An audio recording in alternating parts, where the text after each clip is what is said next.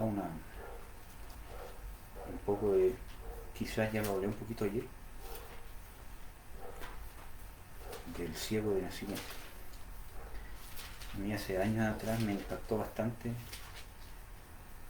Dios me habló harto a través del ciego de nacimiento, o sea, de lo que pasó con el ciego de nacimiento. Y vamos a analizar algunas cosas importantes que se pueden aplicar a nuestra vida, especialmente en estos tiempos, o en los tiempos que nos toque vivir dificultades, como ahora.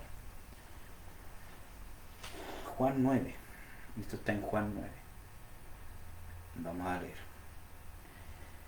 Y pasando Jesús vio un hombre ciego de su nacimiento, o sea, desde su nacimiento. Y le preguntaron sus discípulos diciendo: Rabí, ¿quién pecó, este o sus padres, para que naciese ciego? Respondió Jesús: ni este pecó ni sus padres, mas para que las obras de Dios se manifiesten en él. Me conviene obrar las obras del que me envió, entre tanto que el día dura. La noche viene cuando nadie puede obrar. Entre tanto que estuviera en el mundo, luz soy del mundo. Dicho esto, escupió en tierra e hizo lodo con la saliva y untó con el lodo sobre los ojos del ciego. Y le dijo: ve, lávate en el estanque de Siloé, que significa, sin interpretar, es enviado. Y fue y se lavó y volvió viendo. Entonces los vecinos y los que antes le habían visto que era ciego decían: ¿no es este el que se sentaba y mendigaba? Uno decían: este es, y otros: a él se parece, y él decía: yo soy. Y le dijeron: ¿cómo te fueron abiertos los ojos? Respondió él y dijo: el hombre que se llama Jesús hizo lodo, y me untó los ojos y me dijo: ve al Siloé y lávate. Y fui y me lavé, y recibí la vista. Entonces le dijeron: ¿dónde está aquel? Él dijo: no sé. Llevaron a los fariseos al que antes había sido ciego, y era sábado cuando Jesús había hecho el lodo y le había abierto los ojos. Y le volvieron a preguntar también los fariseos de qué manera había recibido la vista, y él les dijo: me puso lodo sobre los ojos y me lavé y veo. ¿Ya? Vamos a saltarnos algunos versículos bíblicos, ¿cierto? Al versículo 24 dice: así que volvieron a llamar al hombre que había sido ciego y le dijeron: da gloria a Dios, nosotros sabemos que este hombre es pecador.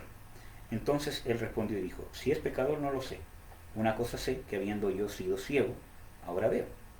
Y volviéronle a decir: ¿qué te hizo? ¿Cómo te abrió los ojos? Les respondió: ya os lo he dicho y no habéis entendido. ¿Por qué lo queréis otra vez oír? ¿Queréis también vosotros haceros sus discípulos? Y le ultrajaron y dijeron: tú eres su discípulo, pero nosotros discípulos de Moisés somos. Nosotros sabemos que a Moisés habló Dios, mas este no sabemos de dónde es. Respondió aquel hombre y les dijo: por cierto, maravillosa cosa es esta, que vosotros no sabéis de dónde sea, y a mí me abrió los ojos. Y sabemos que Dios no oye a los pecadores, mas si alguno es temeroso de Dios y hace su voluntad, a este oye. Desde el siglo no fue oído que abriese alguno los ojos de uno que nació ciego. Si éste no fuera de Dios, no pudiera hacer nada. Y le respondieron y dijeron: en pecado eres nacido todo, y tú nos enseñas. Y le echaron fuera. Oyó Jesús que le habían echado fuera, y hallándole le dijo: ¿crees tú en el Hijo de Dios? Respondió él y dijo: ¿quién es, Señor, para que crea en él? Y le dijo Jesús: y le has visto, y el que habla contigo, él es. Y él dice: creo, Señor, y le adoró. Y Jesús dijo: yo para juicio he venido a este mundo, para que los que no ven, vean, y los que ven sean cegados. Amén. Bueno, una de las cosas más importantes, bueno, hay muchas cosas importantes en este relato, pero eh, algunas cosas interesantes son, por ejemplo, que no todas las circunstancias que nos pasan tienen el mismo propósito, o tienen la misma base, o tienen la misma causa. Hay muchas cosas que nos pasan que muchas veces no comprendemos, y que va a llegar un momento en que Dios va a darnos quizás una respuesta, o se va a cumplir algún propósito. Y por ejemplo, quiero analizar un poquito lo que pasaba en la vida de este hombre.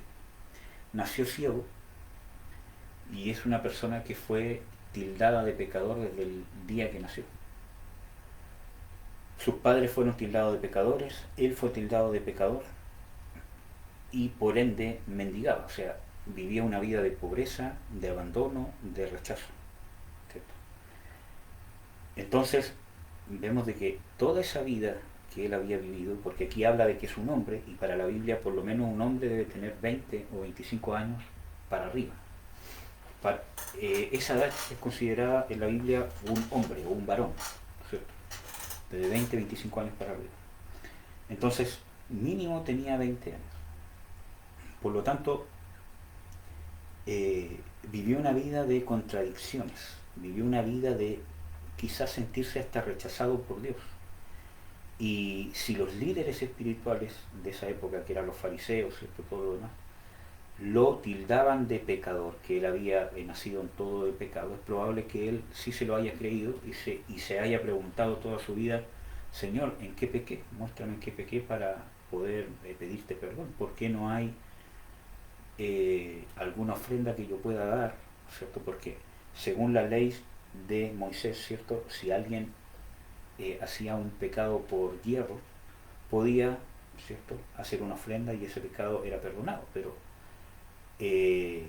¿cierto?, aparentemente este pecado era imperdonable, porque nadie hizo una ofrenda por él, nadie dijo ya vamos a orar por ti, o trae esto por último, trae esto para orarse, nadie se preocupó, sino simplemente a él lo tildaron como pecado, y no era un pecado cualquiera como cualquier otra persona, sino era un pecado tan grande que no había ningún rito supuestamente para que él pudiera recibir el perdón de Dios. Por lo tanto, una persona que se sentía culpable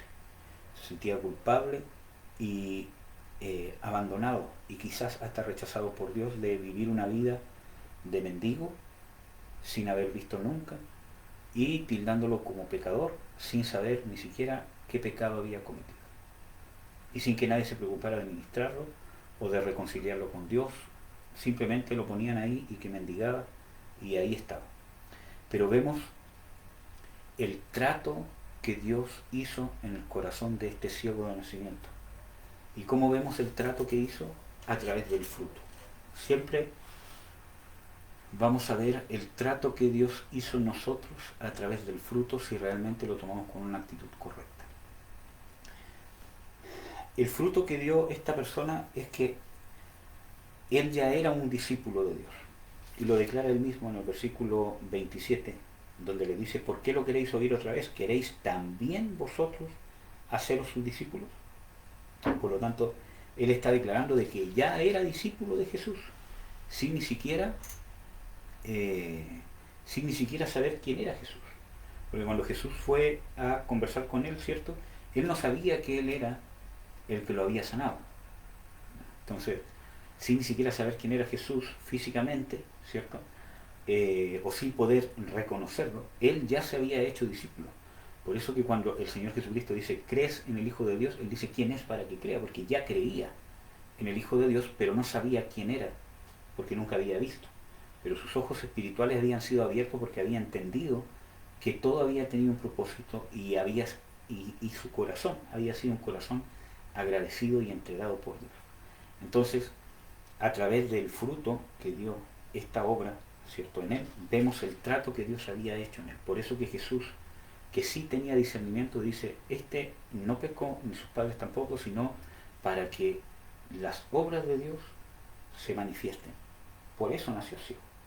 Entonces vemos de que había un propósito de Dios, había un trato de Dios en su corazón a través de este proceso difícil, quizás mínimo estos 20, 25 o quizás 30 años de su vida, ¿cierto? Dios lo trató para que llegara un momento en que las obras de Dios se manifiesten, y la obra de Dios que se manifestó no es solamente el milagro de ser sano de una ceguera de nacimiento, sino el milagro más grande está en su transformación y en el discípulo que se convirtió, porque vemos de que fue incluso más valiente que sus padres, porque sus padres no se atrevieron a dar testimonio de Jesús porque tenían miedo. Esto lo dice en uno de los versículos que no vimos, ¿cierto? Donde los padres hablan, ¿cierto?, y dice que habían dicho esto por temor. En el versículo 21 y 22 dice: mas cómo vea ahora, esto es lo que están diciendo los padres, no sabemos. O quién le haya abierto los ojos, nosotros no lo sabemos. Él tiene edad, preguntadle a él, él hablará de sí. Esto dijeron sus padres porque tenían miedo de los judíos, porque ya los judíos habían resuelto que si alguno confesare ser él el Mesías, hablando de Jesús obviamente, fuese fuera o fuese echado de la sinagoga. Por eso dijeron sus padres, edad tiene preguntarle a él. ¿Ya? Entonces vemos de que había temor y vemos de que a este hombre no lo sobrecogió, no lo venció la amargura. ¿Debe haber sentido tristeza? Sí. ¿Debe haber sentido pena? Sí. ¿Debe haber sentido rechazo? Toda su vida. ¿Debe haberse sentido frustrado? Claro que sí. Toda su vida, pero la amargura no echó raíz en su corazón. Y esa es la diferencia. Por ejemplo, a veces nosotros vivimos circunstancias donde nuestro corazón se duele, donde nuestro corazón se entristece muchas veces por, porque nuestro espíritu está viviendo o está sintiendo una tristeza de parte de Dios. No que Dios nos esté entristeciendo, sino que hay situaciones que al corazón de Dios muchas veces les causan tristeza, ¿cierto? Por ejemplo, ver a sus hijos pecar, etcétera, etcétera. Y lo vemos un ejemplo de Jesús, cuando muchas veces intercedió, ¿cierto?, por la humanidad o por nosotros, sus discípulos, ¿cierto? Cómo él expresaba su preocupación, su amor, su inquietud, ¿cierto?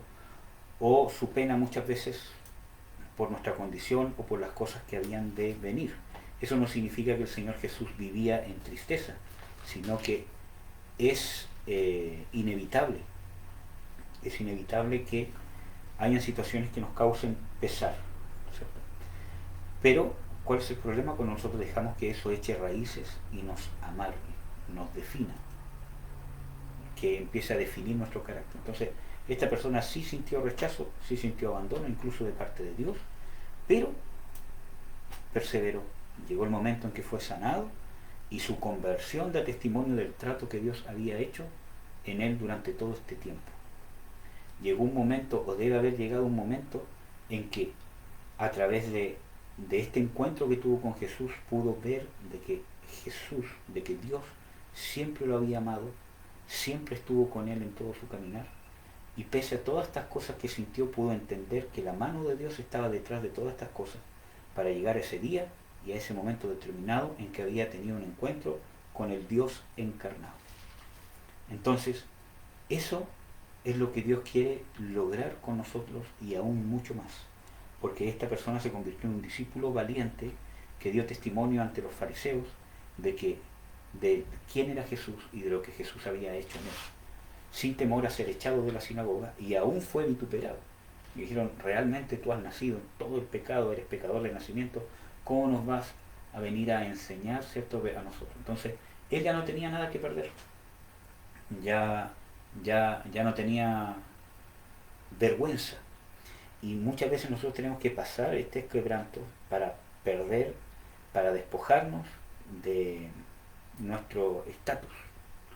Por ejemplo, cuando nosotros pasamos circunstancias, ¿cierto?, donde tenemos que admitir nuestro pecado, o son cosas vergonzosas, ¿cierto?, o son, ¿cómo se llama?, situaciones donde nos han tildado quizás de pecadores o realmente hemos sido pecadores, ¿cierto? Perdemos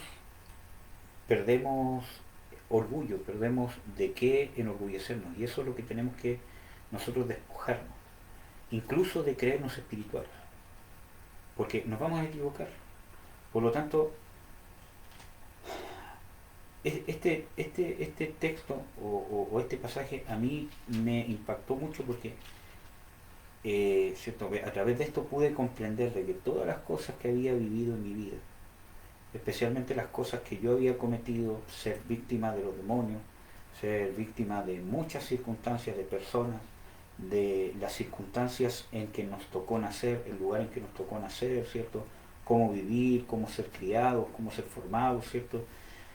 Todas esas muchas veces injusticias ¿cómo se llama?, de la sociedad, ¿cierto?, cosas que uno no pudo tener pero otras personas sí, y cuántas otras cosas más, ¿cierto? Llegó un momento en cuando tuve un encuentro real con Jesucristo que pudo cambiar un chip en mi corazón, que pudo entender que la mano de Dios estaba detrás de todo eso, incluso en el abuso y en un montón de cosas más, ¿cierto?, que uno pudo vivir. Pude ver que la mano de Dios estaba detrás de todo eso, y desde ese momento ya no tuve ninguna condición o ningún orgullo que defender, porque ya no lo tenía delante de Dios. Lo perdí. Porque, ¿cierto? Cada vez, ¿cierto? Que me han dicho que soy esto otro, que soy aquí, que soy allá. Sí, no, no hay nada que defender, no hay nada que decir. Por ejemplo, no, yo no soy un orgulloso porque sé que pequé de orgullo y que tengo que, ¿cómo se llama?, luchar contra eso, ¿cierto? Y no es mi condición la que me hace válido delante de Dios, sino la condición de Jesús, la que a mí me da la seguridad de quién soy en Cristo, y no mi condición personal, porque sé que puedo caer, sé que puedo estar en cualquier condición sin darme cuenta, pero lo que me da seguridad es lo que ha hecho Jesús y la persona de Jesús que vive dentro de mí. Entonces, independientemente, porque de todas las cosas que nos puedan decir, ¿cierto? Que eres pecador, que eres aquí, que eres todo lo demás, hay una seguridad interna que nos hace no defendernos a nosotros mismos, porque ya no hay nada que defender, ya no hay moral que defender. Yo he dicho en algunas circunstancias, yo no tengo moral que defender, porque Dios me conoce, sabe lo que soy, y no me voy a poner, ¿cierto?, a defender. Y eso me ha librado de muchas veces caer en discusiones que no van a llegar, ¿cierto?, a ninguna parte, y enfocarme, ¿cierto?, o poder discernir realmente lo que Dios quiere hacer. Y eso nos va a dar sabiduría. Y necesitamos despojarnos de nosotros mismos para poder servir a Dios, si no, no lo vamos a poder servir. Porque si ustedes leen los últimos versículos que vimos, ¿cierto?, del 38 en adelante, o sea, el 39, Jesús dijo, para juicio he venido, para que los que no ven, vean, y los que ven sean cegados. Entonces está hablando de que cuando nosotros tenemos esta condición de defendernos a nosotros mismos, de mantener un estatus, de que cuando, ¿cierto?, que nos dicen, oye, pero ustedes son aquí y todo lo demás, y yo trato de defenderme, ¿cierto?, realmente me estoy poniendo la condición de un ciego que cree que ve, porque estoy defendiendo algo que, o estoy dando testimonio que no he llegado a realmente recibir la vista que Dios da. Entonces necesitamos pasar de despojarnos de nosotros mismos y no tenemos nada que defender, porque cuando yo vivo este proceso es cuando realmente he tenido una identificación con el sacrificio de Jesucristo, cuando me he dado cuenta quién soy realmente sin Cristo y qué es lo que ha hecho Cristo en mí. Cuando cruzo esa línea, realmente quizás siga con debilidades, quizás siga con luchas, pero hay algo en mí que se despojó, hay algo en mí que se salió. Y eso es lo que dice Pablo, o parte de lo que dice Pablo, cuando hablan Romanos, ¿cierto?, de el despojarse, o del viejo hombre que es despojado en el bautismo.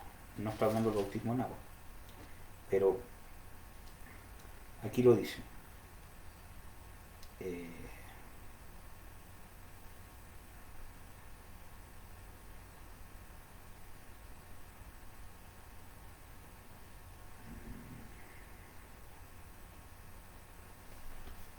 Déjenme buscarlo, el versículo capítulo 6, acá lo tengo, pero parece que no es el versículo exacto. Dice así: ¿o no sabéis que todos los que somos bautizados en Cristo Jesús somos bautizados en su muerte? Porque somos sepultados juntamente con Él a muerte por el bautismo, para que como Cristo resucitó de los muertos por la gloria del Padre, así vivamos nosotros y andemos en novedad de vida. Entonces, así este es. Sigue el 5. Porque si fuimos plantados juntamente con Él a semejanza de su muerte, así también lo seremos a la de su resurrección. Sabiendo esto, que nuestro viejo hombre, y aquí está, juntamente fue crucificado con Él, para que el cuerpo del pecado sea deshecho, a fin de que no sirvamos más al pecado. Entonces, muchas veces no entendemos qué significa, ¿cierto?, este bautismo. Y este bautismo obviamente no está hablando del bautismo en agua, sino está hablando de este encuentro personal con Jesucristo. Y tiene que ver por qué compara este bautismo con la muerte de Jesús y con la vida de Jesús, porque es el nuevo nacimiento. Pero para yo nacer de nuevo, primero tengo que morir. Por eso que dice que somos bautizados en Cristo, somos bautizados en su muerte. Cuando yo muero a mí mismo, ¿qué es lo que pasa en el versículo 6? Nuestro viejo hombre es juntamente crucificado con él. Entonces muchas veces no entendemos por qué dice esto si todavía tenemos lucha con nuestro viejo hombre.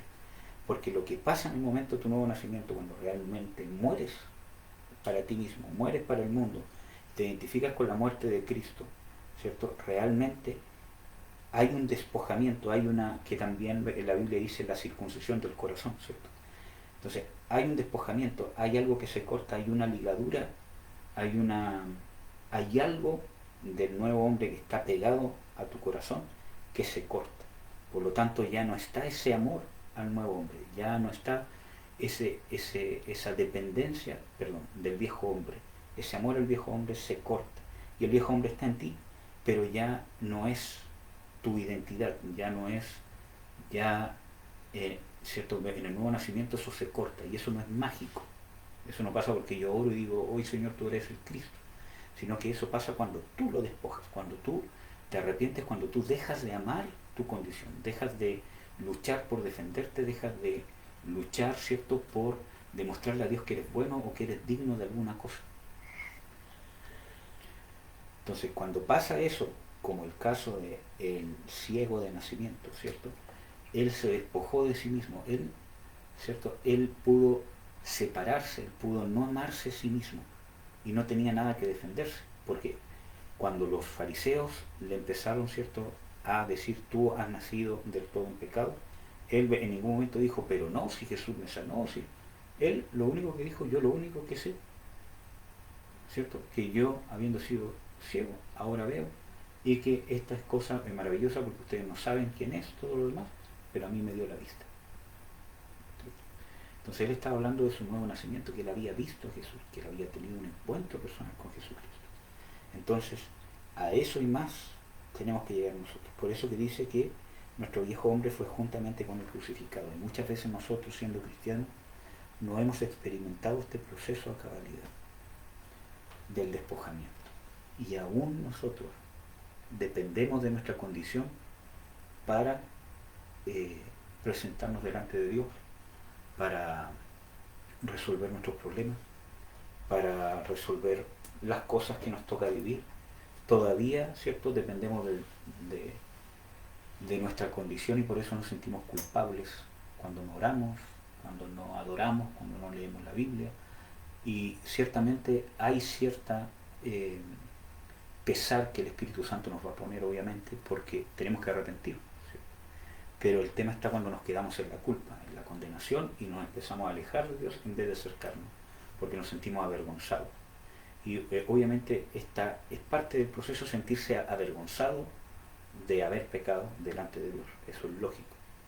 Pero el tema está cuando por causa de esa vergüenza o de esa culpa yo me alejo más de Dios o me mantengo alejado de Dios porque siento que no soy digno. Eso es una clara señal que no me he despojado de mi viejo hombre, que todavía creo que me presento delante de Dios por causa de la condición que tengo. Y no he conocido a este Dios, el cual justifica al impío, como dice en Romanos 4. Y ese es nuestro Dios, ese es el verdadero Dios, y de esa manera Dios se quiere dar a conocer a nosotros, como el Dios que justifica al impío. Y eso nos va a abrir puerta a que tengamos la fe de Abraham, porque sin la fe de Abraham, porque nosotros tenemos que aspirar a la fe de Jesús, porque la fe de Abraham es la fe salvadora. O sea, la fe salvadora nosotros sabemos que es un don, pero la fe que nos justifica es la fe de Abraham. Dice que Abraham fue justificado por fe, y por eso que es el padre de la fe. Pero la fe que necesitamos para vivir, después de ser justo, porque dice, el justo por la fe vivirá. La fe de Abraham lo llevó a tener una relación con Dios, ¿cierto? Pero la fe de Abraham es la fe que lo llevó a ser justificado. Pero la fe que tenemos que aspirar nosotros es a la fe de los escogidos de Dios, a la fe de Jesús, que las Escrituras hablan de la fe de Jesús, que Jesús es el autor de la fe. Entonces, nosotros partimos con una fe que es la fe de Abraham, donde nos despojamos de nuestra justicia, ¿cierto? Y reconocemos que no tenemos justicia delante de Dios en todo nuestro caminar y que es solamente Dios que nos hace justos por su misericordia. Por eso que en el mismo Romanos 4 cita el Salmo que dice, bienaventurado aquel a quien Dios no imputa pecado. O sea, ¿cómo se llama? ¿Cómo se llama? En ninguna parte dice bienaventurado aquel a quien Dios no le encuentre pecado, sino que dice bienaventurado aquel a quien Dios no le imputa pecado, o sea, aquel que Dios ha perdonado su pecado. Entonces, ¿por qué? Porque es una bienaventuranza, porque es imposible de alcanzar. Entonces, esa es la fe de Abraham, pero nosotros tenemos que aspirar a una fe, ¿cierto? Que se manifiesta a través del hombre nuevo, que es la fe de Jesús, o la fe de los escogidos de Dios, que es la fe personal que tuvo Jesús como hombre para poder llevar a cabo la misión que Dios le había encomendado aquí en la tierra, que fue la salvación y la obra más grande que Dios ha hecho para la humanidad y quizás en el universo entero. Que Dios se haya despojado de sí mismo y se haya hecho hombre. Entonces, esa es la fe que tenemos que aspirar, y eso es lo que por lo menos yo, como hijo de Dios, y la oportunidad que Dios me ha dado de compartirles, ¿cierto? Porque si Dios no me hubiese dado esta oportunidad, yo creo que no podría compartirles nada. Mi deseo, que está en mi corazón y Dios lo sabe, es que podamos llegar a esta fe. Ustedes ven que no somos una congregación grande, que no somos populares, que no somos famosos, ¿cierto? Pero sí yo les puedo transmitir lo que he vivido, que es esta fe que me ha hecho mantenerme firme ante las circunstancias que me ha tocado vivir, que han sido luchas bastante arduas, que muchas veces uno las tiene que vivir, entre comillas, solo, pero con Dios, ¿cierto? Y lo único que me ha mantenido seguro es haber tenido este encuentro personal con Cristo, que no depende de mi condición, depende de lo que hizo Jesús. Y esa es una experiencia que Dios quiere que nosotros vivamos. Vamos a orar para que Dios nos ayude a vivir en la fe de Jesús. Padre, te bendigo, Señor, te doy las gracias en el nombre de Jesús. Te ruego, Señor, que nos bendigas en el nombre de Jesús. Señor, yo no puedo dar nada, Señor, que no tenga y que no haya recibido de ti. Yo te ruego, Señor, que actives en nosotros la fe de Jesús, la fe, Señor, que nos justifica, la fe real, la fe que nos hace mover montañas, la fe que nos despoja de nosotros mismos. Activo sobre Efraín, sobre Marcela, sobre, ¿cómo se llama?, mi mamá. Activo en el nombre de Jesús de Nazaret este proceso, este evento, este pasar, este encuentro, este despojamiento del viejo hombre, que se active la circuncisión del corazón en nuestras vidas, en el nombre de Jesús de Nazaret, y se produzca y nazca la fe que nos mantiene una relación contigo estable, Señor, que no depende de nuestra condición. Nuestros pecados han sido borrados, han sido saneados, han sido quitados por la sangre de Jesús. Que podamos entender y tener un encuentro personal con la muerte de Jesús, para que podamos disfrutar y vivir de su vida de resurrección. En el nombre de Jesús. Amén.